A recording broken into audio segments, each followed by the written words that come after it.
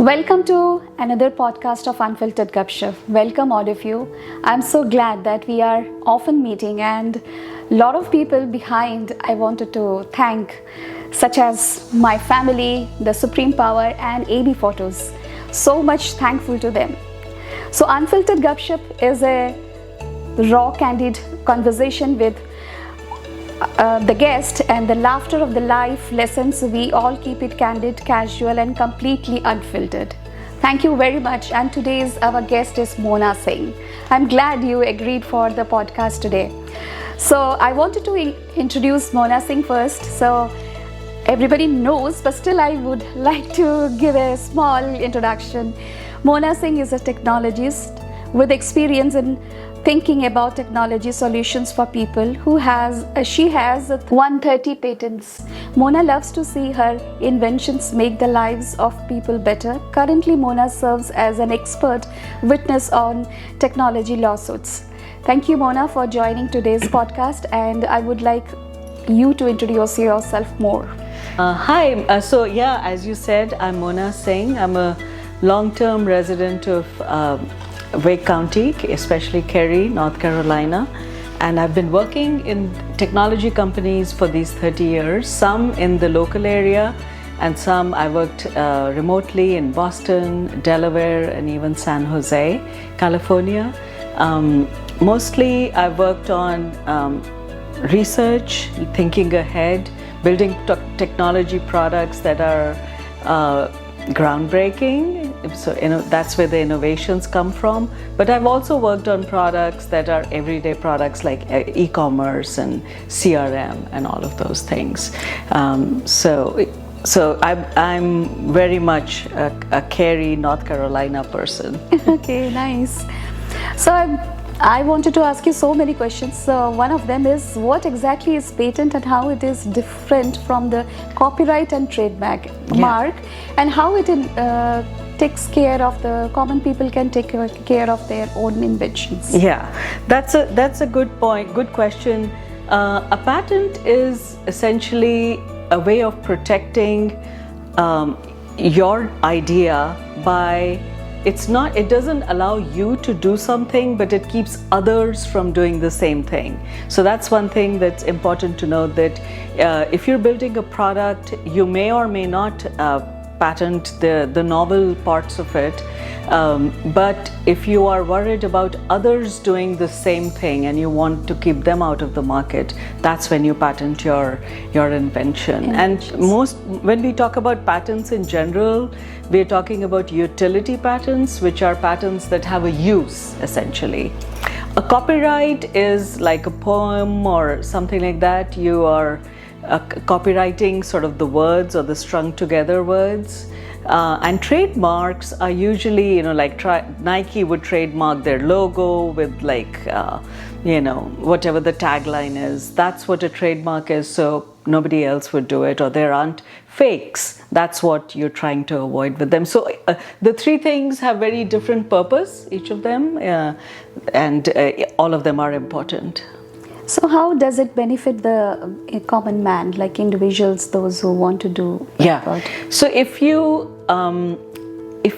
are building technology, if the technology is something that's really new, nobody's thought of that, nobody's done that, it protects your business if you have a patent on it, because you want to be in a position where you want to keep others from doing it. So let me give you an example. My first patent was in 1998 when I was working for Ericsson, and we were building smartphones. So at that point I didn't even have a phone, and most people didn't have cell phones. I mean, the phones we had were landlines in the house. There weren't any cell phones out in the market for general use. So when I started working on them and thinking about a smartphone exactly like the iPhones that we use today, when we started working on them, it's like, okay, what are the features that we have? Can the device tell location? How do we determine where the location is? Location at that point was like way off. You could be like 50 feet here or there, even more. what are the things, what are the applications we can build with all of that. So because it was an entirely new area, we were very, very careful about patenting everything, documenting, and then figuring out what's new, what's novel, and getting patents on it. Because if you're spending all that money in research and development, you want to make sure that you get the business benefit out of it. So when you build that product, you make money. You don't want someone else coming and just copying it and making money. So that's the reason new businesses, new ideas are essentially patented. Okay. So can you walk through us the basic steps of applying for a patent? Yes. So, of course, the first thing is to come up with an idea, and everybody can think of new ideas. If it's a technology patent, or even if it's a everyday patent, like someone was recently asking me about, they have an idea for an automotive product.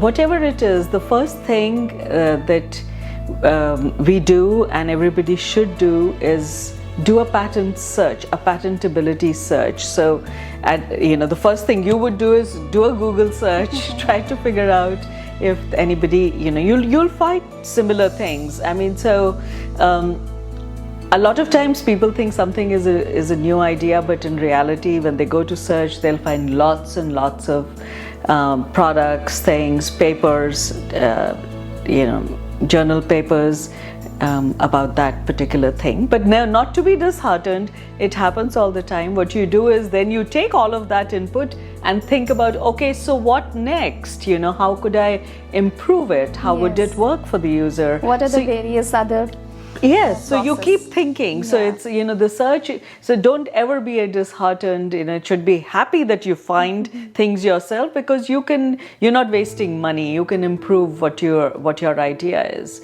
So once you think that you really have something that is new and useful. So utility is another very important thing. Remember, I told you it's called a utility patent. It's where you're building something that has some use and it's good use. So you once you have nailed down kind of what you think the new idea is, the next thing to do is to actually write it out. Because when you write the thing out, things become clear. You can think about variations, you think about other uses of the invention, and then the next step is to send it out for a formal patentability search. So there are lots of companies that do that. They're very well trained on how to look for prior art, is what we call it, is things that already exist. They'll know where to look, they'll know what other variations to look for, and they bring back what we call prior art or pre-existing art, and you can take a look at that.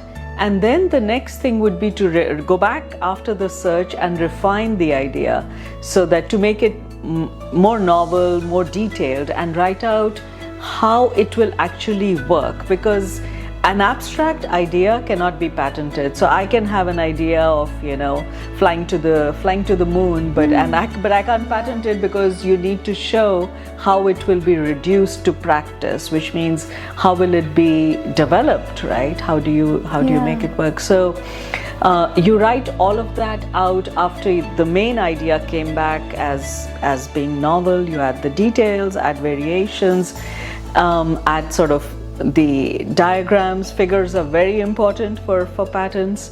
And then you send it to usually talk to a patent attorney. Yes. A patent attorney is one who will actually write the patent out in the correct terminology. So a patent has several parts. Of course, you need like a summary at the beginning. You have a detailed description of how things will work, and then you have a set of claims.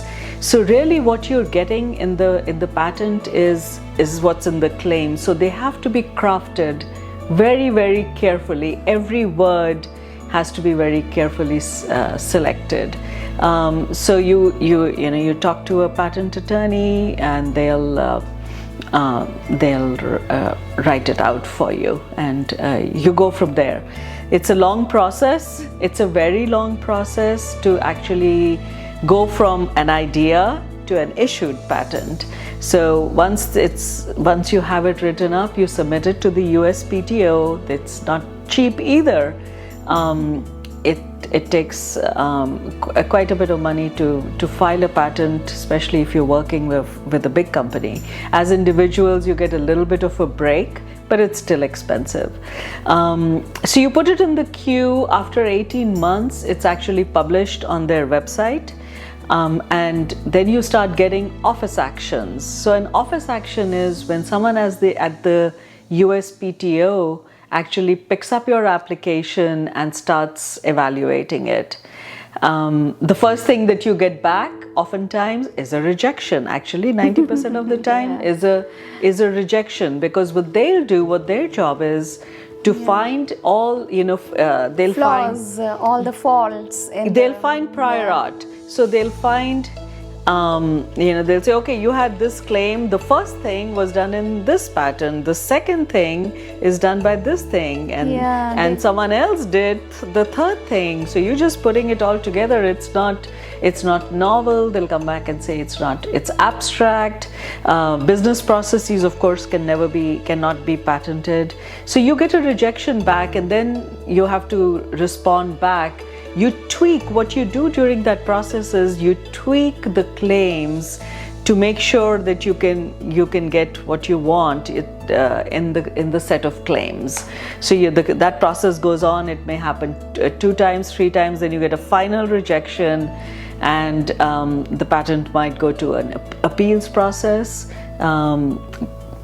And one day, sometimes it's 2 years, sometimes it's 8 years. I think it could even be 10 years, or before you get an issued patent. And these are lots of information you're giving, and which is very useful. Our audience will also know about a lot of things. I'm so glad.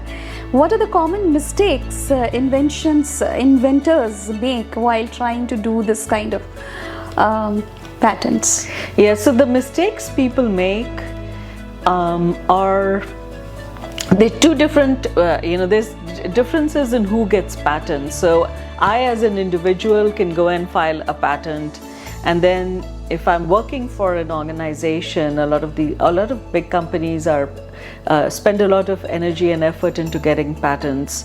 So the mistakes they make versus the mistakes individuals make are different. Yes. The mistakes individuals make is they think of an idea, it's kind of out of context, out of the blue kind of thing, and they don't do a patentability search. They'll find a patent attorney to file the patent for them. It costs a lot of money, but it doesn't really go anywhere. Sometimes people do it on their own and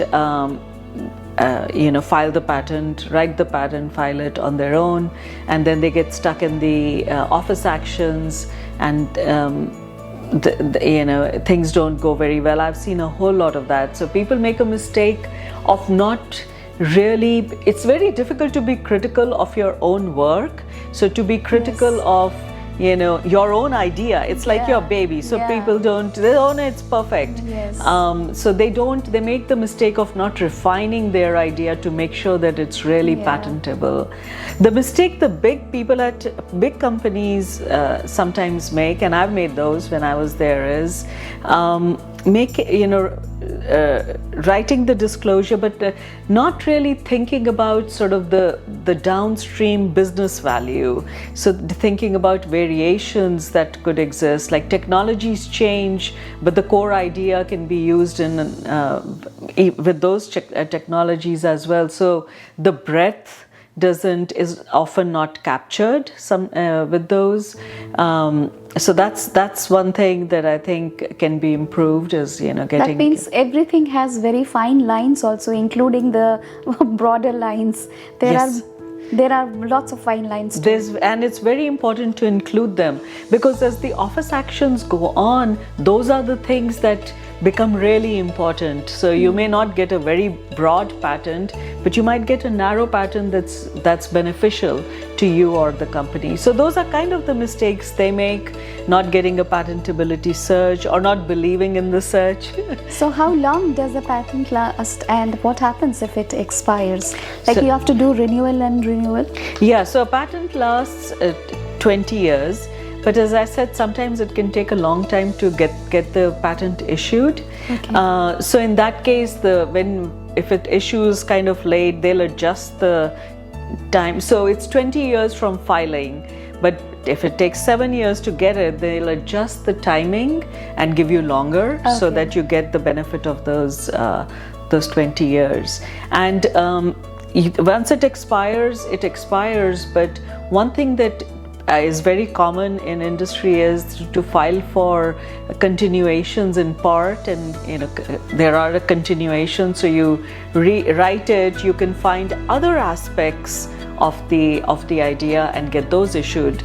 I remember I told you that the detailed description never changes. That's fixed. But you can change the claims, you can add additional claims, you can try for broader claims, narrower claims, to keep that thing going, and keep that patent alive. Yeah.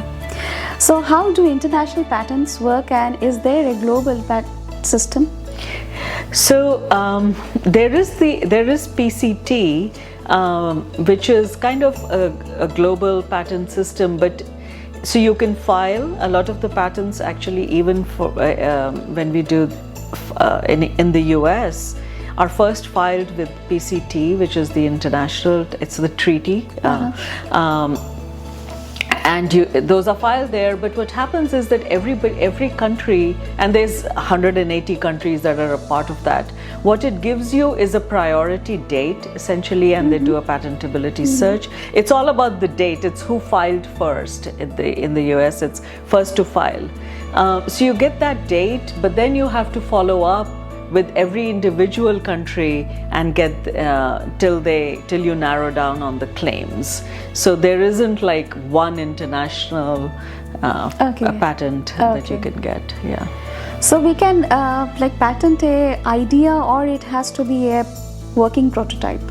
So it does not have to be a working prototype, but what you do have to show is how you can reduce it to practice. That's the technical word.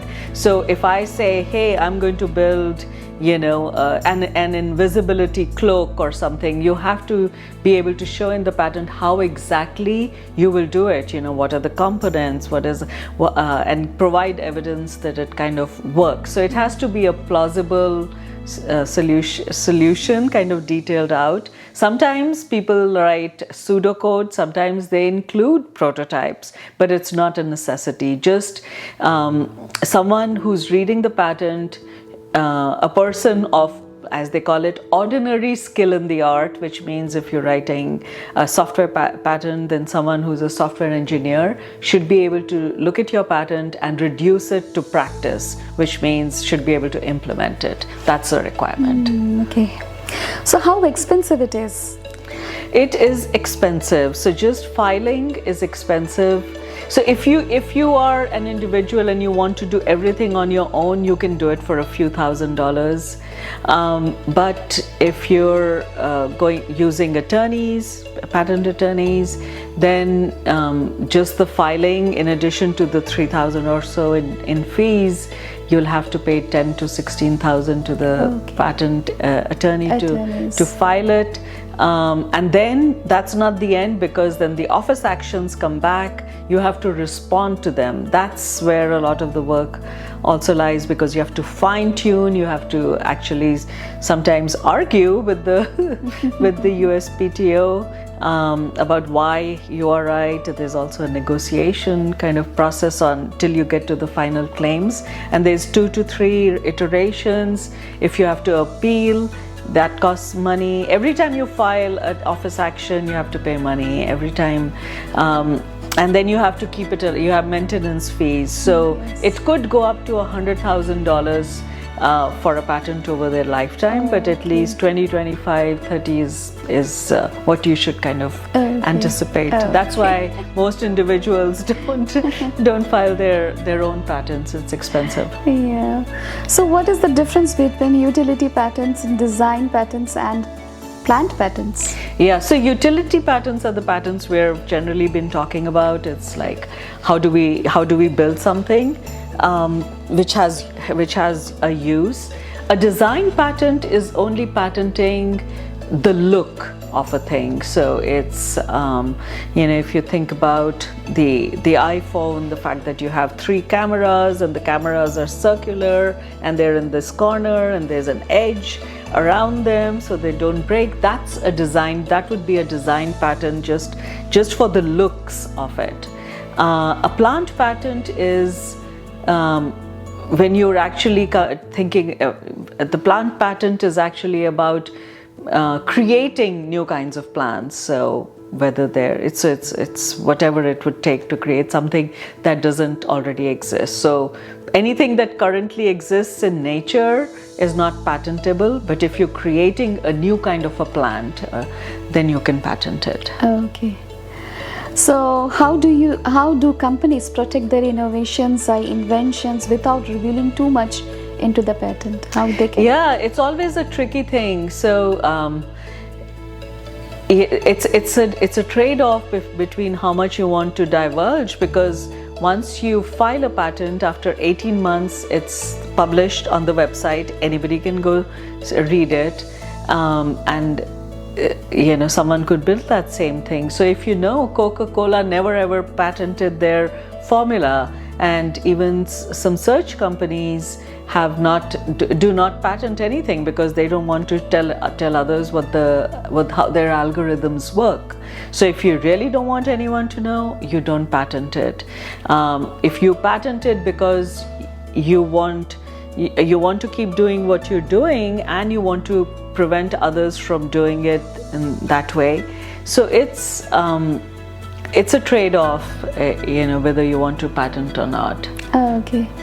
So what happens if someone infringes on your patent? Yeah, so that's when the fun starts, right? Because you can write a patent. And another mistake, actually, going back to your question, another mistake people make, especially individual inventors, is that they patent something that's very, very specific. So they've built a product with in one programming language, and they've used like x equals to 4 and y equals to 10, and they put that in the patent and make it so specific that it's really not that valuable. So if your patent gets issued without a rejection, that means your patent is not going to be that valuable. That means nobody else is doing that thing. If nobody else is around it, it's just you can get a patent, but there won't be much value. So the way to the fun is if someone infringes, and I have lots of patents where that have been infringed. They aren't owned by me, but they're owned by the companies I worked for. They're usually the ones who they own the patents, even though the inventor always remains the inventor for the patent. When someone infringes, the first thing that the companies do is send them a cease and desist letter. So one of my patents that was with Ericsson was actually infringed both by Apple and by Samsung. So they send the letter and say, hey, you need to stop using this technology. We have a patent on it. It was on magnification, so when you can go and make things bigger and smaller. Big companies usually don't give in to these threats. They go to court. That's the next step. If someone doesn't cease or desist, then you file a lawsuit against them, and then the court decides what happens, and damages. Sometimes you can collect lots of damages. For that particular patent, there were 7 in that group, and they got like 9-figure settlement. Ericsson got a 9-figure settlement from Apple and a similar amount from Samsung for having used that technology for a while. Okay. So, would you like to discuss about your patterns? Which one is the best, or which one you like the most, or which was the most difficult also? Would you like to discuss about? Yeah, some of them are sort of, the last 13 years I've been working on patterns for augmented reality. And they're very specific. They're hard to kind of describe even in simple words. It's about how augmented reality information is shown, how to determine which object is of significance, so those are harder to explain, but I think because smartphones are so common now, I can give some of those examples. The one that turned out to be the most valuable for my employer was definitely the one where you can magnify on a touch screen and 2-finger touch. That was another patent where you can pick something and move something. You can do it on phones, where you are giving as the person travels around, determining what locations are their significant locations. So, for example, if you go from home to a grocery store, periodically this location is captured, so you can give it a name. User can be prompted to give it a name. That was another patent that was infringed and did well. But figuring out which location is significant and suggesting names, so the user just says, okay, this is Harris Teeter, because the device pulls in all the information about your location, that you go there frequently, probably matters to you, and it looks like it's a Harris Teeter, so give it a name, kind of thing. So yeah, I have a lot of favorites, but of course the ones that make it that are infringed make you the proudest. Yes. As we are in the end of this podcast, I would like to know about you are stepping into politics. So would you like to say something about that? Yes, so I'm running for one of the 2 at-large seats for County Commissioner, Wake County Commissioner. And the reason I'm running, I decided to run even though I've been very focused on building technology for people all these years, is that I feel it's building products and services where you can think outside the box, where you really understand what the people want and need, is an important thing to bring to the table even on the county commission, because eventually we're building services for them. We're trying to understand what they want, where the problems lie, and being able to analyze the data, dive in, understand people, all that comes in handy and kind of is something that's needed on the county commission. And also with most all of my inventions are AI, so we need someone who has expertise with artificial intelligence so that we can build policies to protect the citizens of the county. It's data about the users, so we really need very well thought out policies about where that data is stored, when it's used, who has access to it, and stuff like that. Okay, great. Thank you very much for joining today's podcast. And I would like, I hope my audience has enjoyed, and there was a lot of information.